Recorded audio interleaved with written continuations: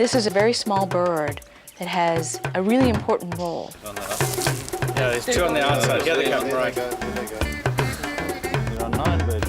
These birds are so small that they completely tangle in the net, and it's quite difficult to take them out.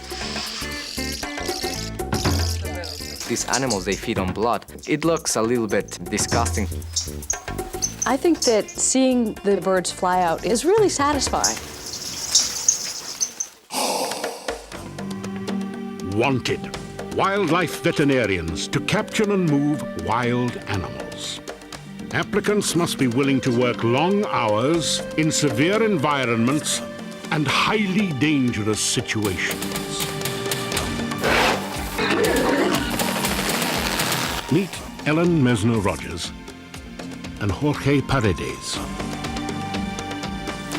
Two young doctors just crazy enough to answer such an ad.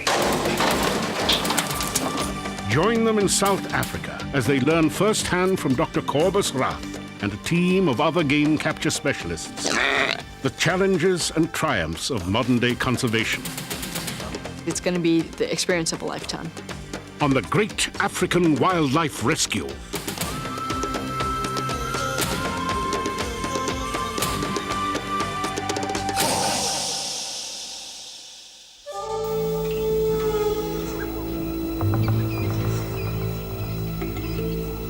Early on this September morning, Ellen and Jorge are about to discover that in the world of game capture, size doesn't matter. Bordering Mozambique is Kruger National Park. This expansive wildlife reserve is home to over 500 species of birds. They all have a significant role to play in the life of the park.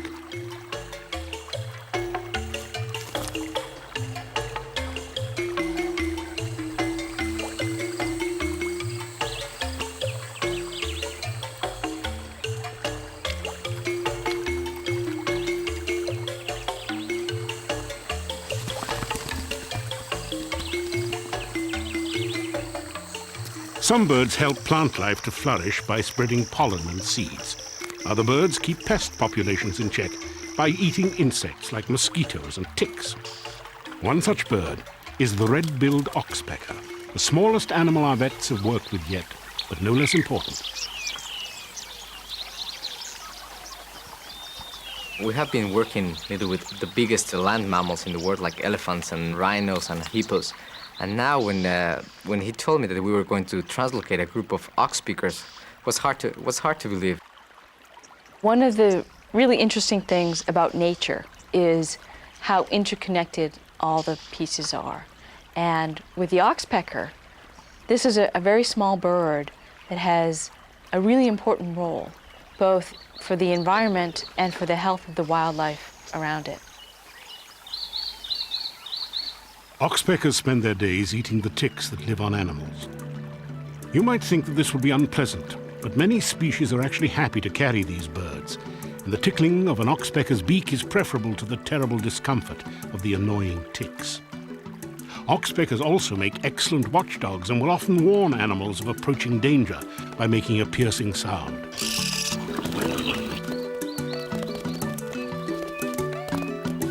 But their main function is a form of natural grooming. They help keep their hosts healthy and clean by eating the parasites.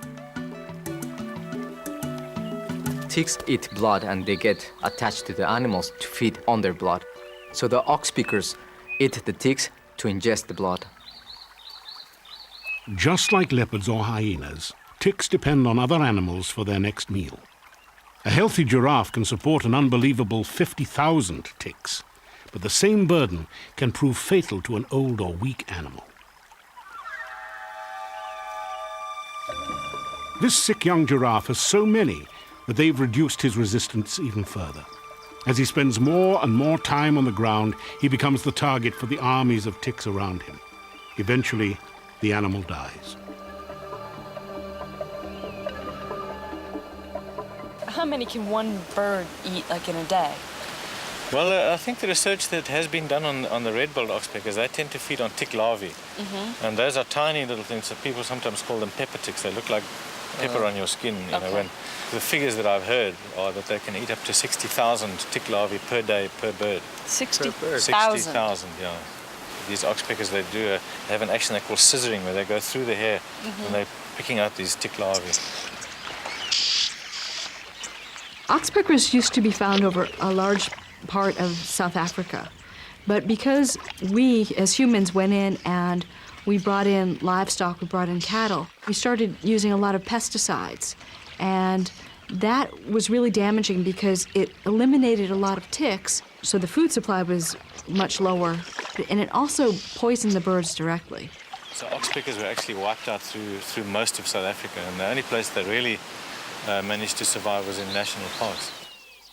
Because Kruger is a protected area, oxpeckers thrive here. Each year, rangers try to capture at least 100 birds, then reintroduce them into areas they once inhabited. Today, under the supervision of Senior Research Officer Ian White, Ellen and Jorge will join in the capture and release of a group of oxpeckers. The easiest way to catch them is with a wall of fine netting, which is almost invisible to the oxpeckers. These are the mist nets that they're going to catch the birds in, and I haven't seen this done before, but I think what happens is the birds hit from the outside as they're trying to come to the water, and they hit the net, and there's little pouches on the inside, so they'll fall down and get entangled, and then that's how they just stay there until we come and get them out. Should we try it now? At some point it was difficult to work because there was a lot of wind, so we had some problems setting up the net. So you can see that you can catch everything here.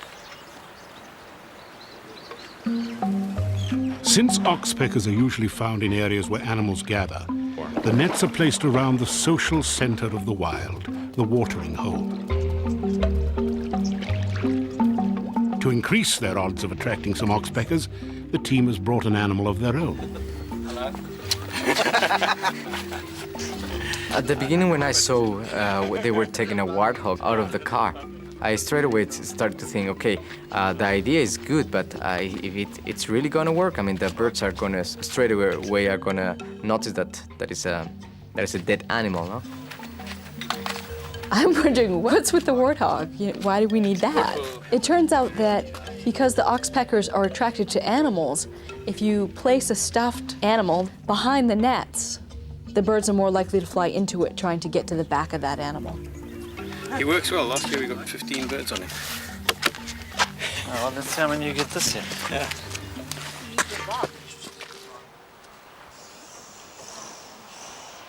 With the nets in place, the team waits for the oxpeckers to arrive. Yeah, we've got a bit of luck here. Maybe there's a giraffe coming down to drink here. He's more than likely, he's got oxpeckers on him, so we can't allow him to come to the water because he's going to run away with the nets. So we have to keep him away, but hopefully the birds will stay behind. Especially with that neck, huh? Yeah.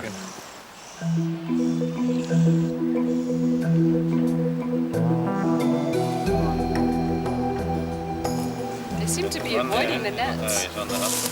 Yeah, there's two on the outside. Here they come. Right. There's another one. Another one. Cool. Oh, another third one in here. Yeah. Yippee, yippee. Although mist nets are the most effective way to capture oxpeckers, they are far from foolproof. It's not uncommon for one of these agile little birds to wriggle its way back to freedom. Doesn't happen often. Hey. Oh. Like a rock. Okay, and that was the one that was in the net, so it backed out to two. Look at that neck here. Like your rock. Yeah. 1, 2, 3, 4. We've got 8 in there now. 1, 2, 3, 4, 5, 6, 7, 8. There are 9 birds in now. 9. Once a sufficient number of birds has been caught, the crew begins the delicate task of untangling them. They're kind of cute, but they do make this horrible squawking, squeaky noise when they're upset. And of course, they're upset with us the whole time we're doing this.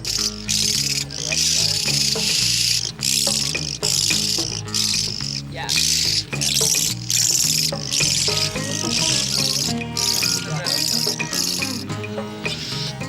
birds are so small that they completely tangle in the net, and it's quite difficult to take them out.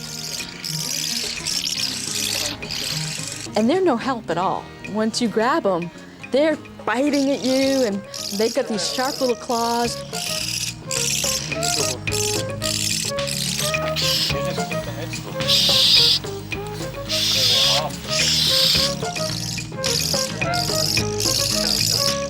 Each year, a certain number of birds are relocated to different reserves, but they've found a few of them will actually return. You see what's special about this one? Tell me. It's got a ring on it. It's been caught before. Even though oxpeckers are not typically long-distance flyers, relocated birds have been known to return to Kruger from as far as Swaziland, some 300 kilometers away. So this could be returning from somewhere.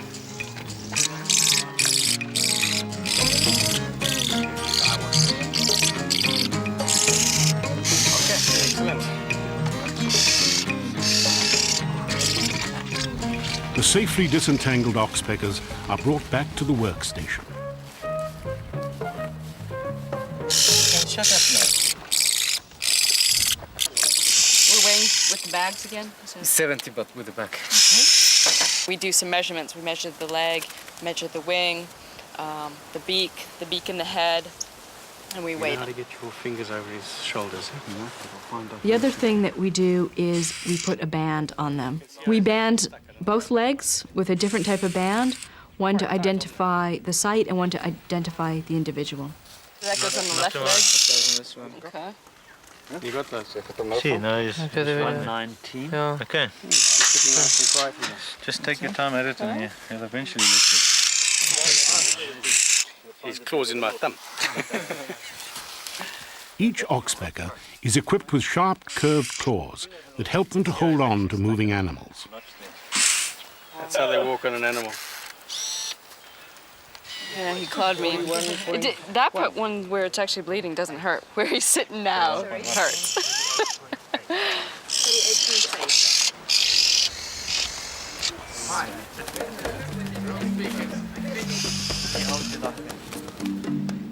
With their statistics recorded, the oxpeckers are brought to holding pens at nearby Skakuza. One thing is we need to keep an eye on them, what we call quarantine, just to be sure that they are healthy, that they are not sick. These animals, they feed on blood, and there's a risk, a small risk, but there's a risk that they can transmit a problem from one animal to another. That's for large predators. Look at them all. How many are in here? 11. The team has caught 19 oxpeckers and will be adding them to the previous day's catch.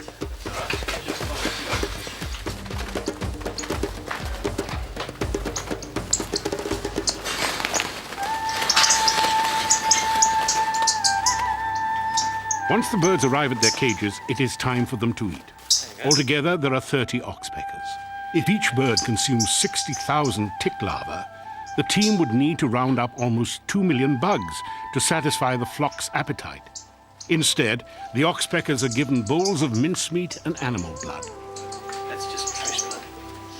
Looking at them being fed, it's a little bit gross because you're pouring out blood and you're mixing it with raw meat.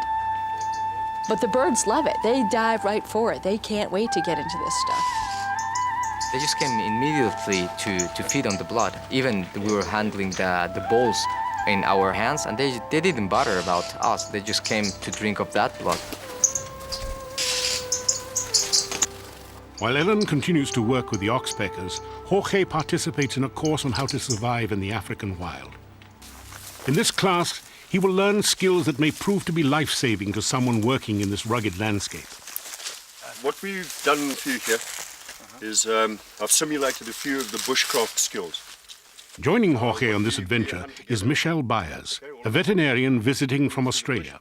With the help of George and Dominguez, the first thing survival expert Bruce McIver shows is how to start a fire without matches or a lighter. Right, first of all, fire making.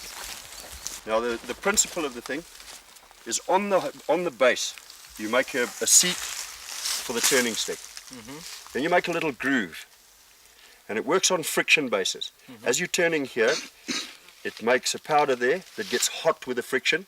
It falls out. You put the V so that it falls out onto the dry dropping. Okay? I'm going to ask George and Domingos to demonstrate for us. Okay. Good. George, Domingos, julle moet doen is wys vir hierdie twee hoe die vuur gemaak word. Whenever you see the on the movies how they're making fire, I mean it looks quite easy. There's the smoke coming already from the friction. But you don't think that it's really possible to do this. Sometimes you think it's just part of a movie. You can see it actually dropping down in the V. You see it dropping down in the V. Now that eventually becomes like a little hot ember. Watch this, there's the coal coming out. He's starting to feed it now. Okay, that's enough. Okay, Sus.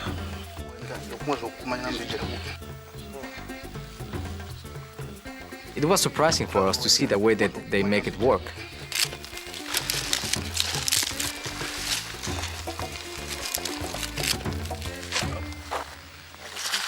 Domingos, go kichwako, angalia huko. Up for it. Up for how? Right, there we go. Great. You guys want to have a go? Or are we going to spare you the... We're going to spend here all day, I guess. Jorge and Michelle's next lesson is looking for food in the most unlikely places. Okay, what we've got here is a termite mound. And the ones that we've opened up, you'll see that they're reasonably large and they've got nippers. These are edible. Now, if I put this down one of those funnels there, those cooling funnels, the soldier ants will bite onto it. And I bring them out. This technique of inserting a long reed into a termite mound is also used by chimpanzees. And all you do now, okay, right, you can bite. It hurts? It hurts a bit, and then you just eat the end of it. Here's one for you.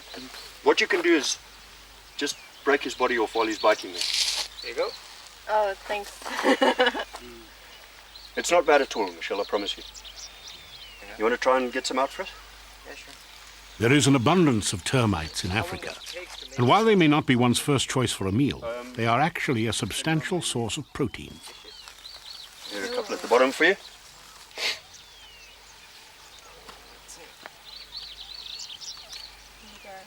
These ones rely on the nippers as defense. One more? No, it's It's not bad at all, hey, Michelle? tasteless. And it's highly nutritious. They have like a spicy flavor, like a chili flavor. They don't taste bad at all. Your ant bears eat it, mongooses eat them. They're a food source for a wide variety. And then what you can also do is if you've got a container, put them into a container, take them back, and you can fry them, put a little bit of salt. They taste like peanuts. Oh, wow. It was the first time I was trying a termite, but you just take out the head and then you ingest the rest of it, and it's good. Walking through the bush, Jorge and Michelle discover that many insects and plants are edible. You just have to know what you're looking for. Right, Michelle, George, I was talking about the wild sweet potato. The Shangaan name is Ngwiri. It's very nutritious. It looks just like a sweet potato, like an underground tuber. We started to walk into the bush, and then we started to see some of the prints of the warthogs. And warthogs, they really like to feed on these kind of roots. They used to dig into the ground. Whenever they find this root, they love it. You can peel it and eat it just as it is. It's got carbohydrates in it. It's got a lot of water in it. Okay? You can chop it up and fry it like potatoes. You can make mash. Okay. What's for dessert? Okay. It's very nice. It's not bad at all. And we get some termites? No. Some termites and this, and take them back to the base. Only if you make fire tonight. Okay, let's go. And we'll really put a bush supper on the table. Okay. Good, huh? I really enjoyed today. This course was to let the people know what you can do in case you get lost and you have to survive. Back at Skukuza, the oxpecker's quarantine has come to an end. Comfortable that the birds are disease-free, the crew prepares the flock for the move. These birds are going to be flown out very, very early in the morning, so when we actually go to get them, it's still dark. An infrared camera is used, so as not to disturb the birds with artificial light.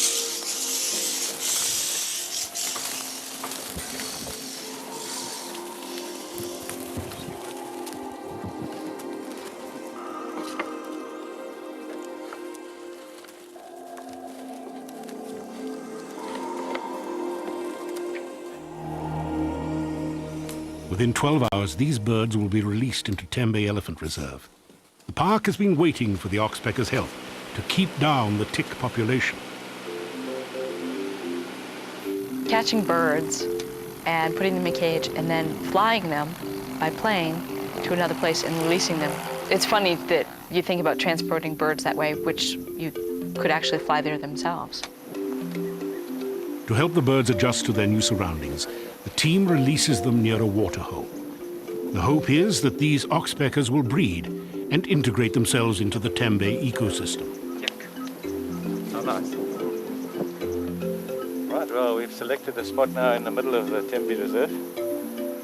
Unfortunately, not any animals here right now, but at least this is where the water is, and this is likely where all the game is. It's the furthest point really from the boundaries, and so we're just going to let them go now. Far away.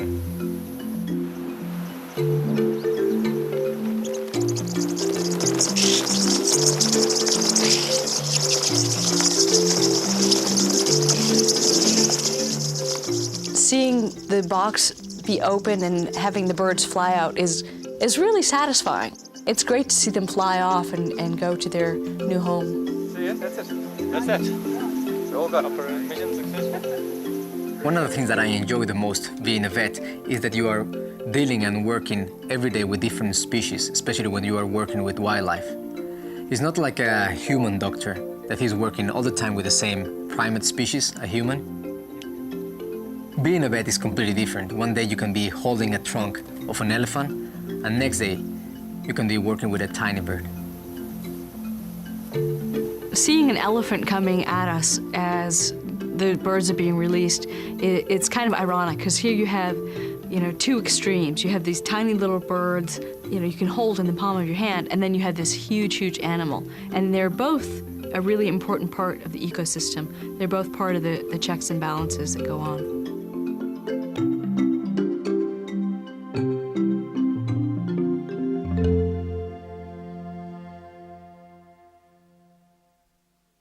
Coming up on the Great African Wildlife Rescue. I realized that he was not in a very deep anesthesia. And I hear all hell break loose.